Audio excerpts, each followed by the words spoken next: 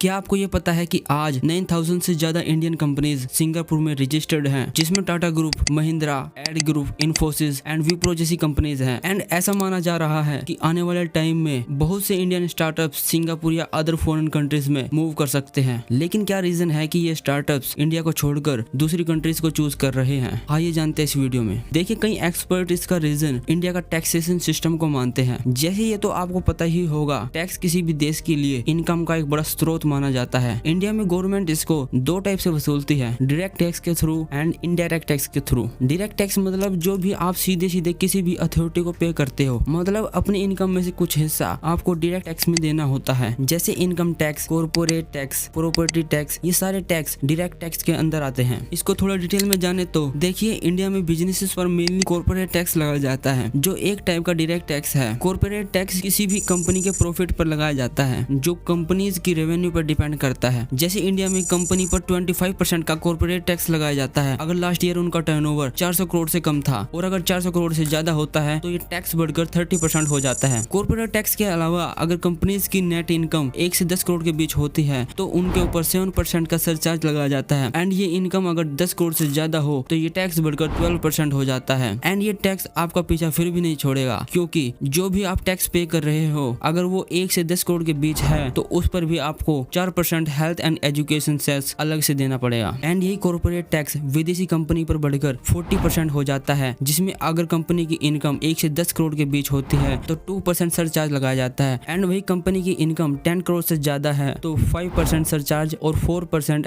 Health and education cess लगाया जाता है। ये टैक्स तो आप गवर्नमेंट को डायरेक्ट पे करते हो, लेकिन कुछ टैक्स ऐसे होते हैं जो आपको इनडायरेक्टली पे करने पड़ते हैं। जैसे जीएसटी यानी गुड सर्विसेज टैक्स, जो सभी लोगों पर बराबर लगते हैं, फिर चाहे अंबानी हो या रतन टाटा। एक माचिस की डिब्बी से लेकर खाने पीने की हर चीज तक। एंड अमीर से अमीर और गरीब से गरीब को ये टैक्स भरने ही होते हैं। रिसेंट टाइम में आपने एक न्यूज तो सुनी ही होगी कि गवर्नमेंट ने ऑनलाइन गेम्स पर 28% की जीएसटी लगा दी, जिसमें कई एक्सपर्ट का कहना है कि 28% का डिसीजन कई मिनिस्टर की सलाह से लिया गया है। कई एक्सपर्ट का मानना है कि 28% का टैक्स ऑनलाइन गेमिंग इंडस्ट्री के लिए एक मौत की घंटी हो सकती है। गेमिंग इंडस्ट्री की मांग 80% टैक्स की थी, लेकिन गवर्नमेंट द्वारा उनकी इच्छा के विरुद्ध 28% का टैक्स लगाना ये इंडियन प्लेयर्स के लिए एक बड़ा झटका है, जो गेमिंग इंडस्ट्री के साथ साथ काफी सारी जॉब्स पर भी अपना इम्पैक्ट डालेगा। On the other hand, majority of countries में जीएसटी फिक्स है, लेकिन भारत में जीएसटी टैक्सेस के 4 स्टैंडर्ड एंड 2 स्पेशल रेट्स है। इंडिया में घरेलू चीजों पर जैसे चाय, कॉफी, मसालों पर 5% जीएसटी, वहीं पीने के पानी, वॉकी टॉकी पर 12% जीएसटी, मिनरल वाटर एंड साबुन पर 18% जीएसटी, एंड लग्जरी प्रोडक्ट पर ये टैक्स 28% लगता है, जो एक आम आदमी के लिए समझना थोड़ा मुश्किल है, क्योंकि हर प्रोडक्ट्स पर अलग अलग टैक्स गवर्नमेंट द्वारा लगाया जाता है, जो इसको एक नॉर्मल पर्सन के लिए कॉम्प्लिकेटेड बना देता है। एंड इन्हीं टैक्स की प्रॉब्लम से बचने के लिए बड़ी बड़ी कंपनीज यूएई जैसे टैक्स फ्री देशों में चली जाती है,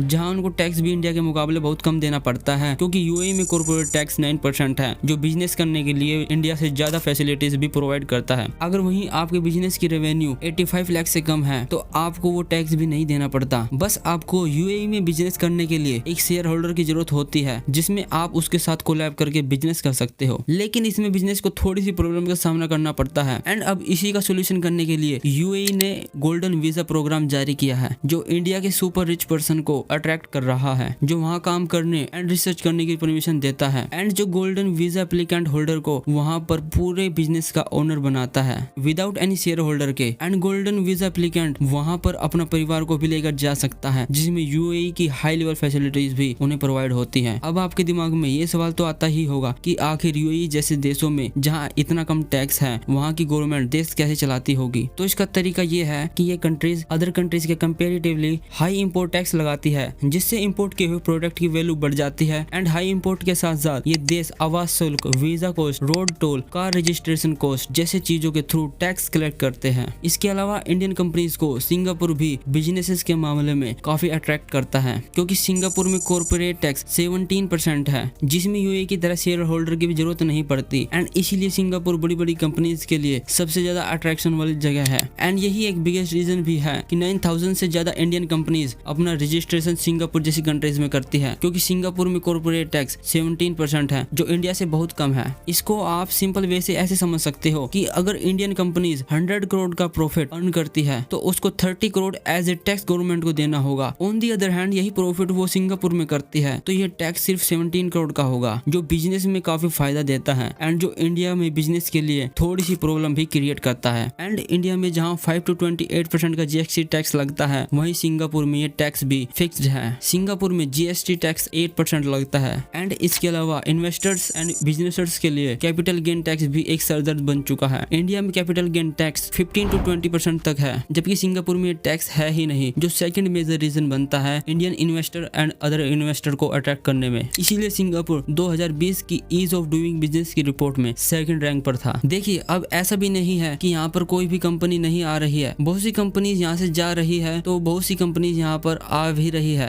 लेकिन फिर भी यही टैक्स वाली प्रॉब्लम आती है। क्योंकि अभी कुछ समय पहले जब फोन पे ने अपना बेस सिंगापुर से इंडिया में शिफ्ट किया था, तो फोन पे के सीईओ ने बताया कि उनको 8000 करोड़ का टैक्स पे करना पड़ा है, जो एक बहुत बड़ी रकम होती है। उन्होंने कहा है कि 20 बड़े यूनिकॉर्न भी है जो यहाँ आना चाहते हैं, पर इंडिया के टैक्सेशन सिस्टम की प्रॉब्लम से वो यहाँ पर नहीं आ पा रहे हैं। लेकिन पिछले कुछ सालों से इंडिया में फिर भी बहुत सुधार आया है, क्योंकि 2020 की ईज ऑफ डूइंग बिजनेस की रिपोर्ट में इंडिया 190 कंट्री में से 63 रैंक पर था एंड 2018 में देखे तो यही रैंक 77 थी, जो ये शो करता है कि इंडिया टैक्स को हैंडल करने में भी तेजी से ग्रो हो रहा है। वैसे आपको क्या लगता है कि इंडिया को टैक्स सिस्टम को बेटर करने के लिए किस टाइप की पॉलिसीज लागू करनी चाहिए एंड इन कंपनीज को इंडिया में रहकर ही बिजनेस करना चाहिए या फिर अदर कंट्रीज में मूव करना चाहिए? कमेंट में अपने ओपिनियन जरूर देना। अगर आपको इस वीडियो थोड़ी भी वैल्यू मिली हो तो प्लीज चैनल को सब्सक्राइब एंड वीडियो को एक लाइक जरूर करें। Thanks for watching.